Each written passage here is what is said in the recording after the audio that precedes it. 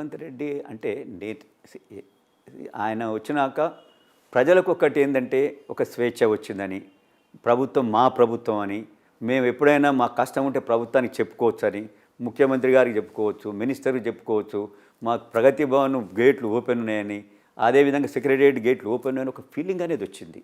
సరే, అది ఏ విధంగా అవుతుంది ఏంటి అనేది ఒక ఫీల్ గుడ్ ఫ్యాక్టర్ అనేది ఈ ప్రభుత్వం మీద ఏర్పడ్డది.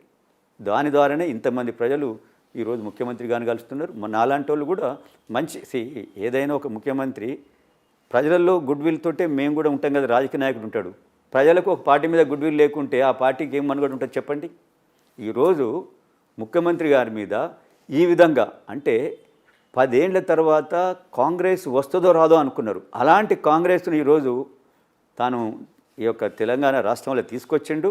ప్రజలు కూడా అరే ఈ ముఖ్యమంత్రి ఈ విధంగా ఉన్నది, మా ముఖ్యమంత్రి ప్రజల ముఖ్యమంత్రి అనే ఒక భావన కల్పించిండు.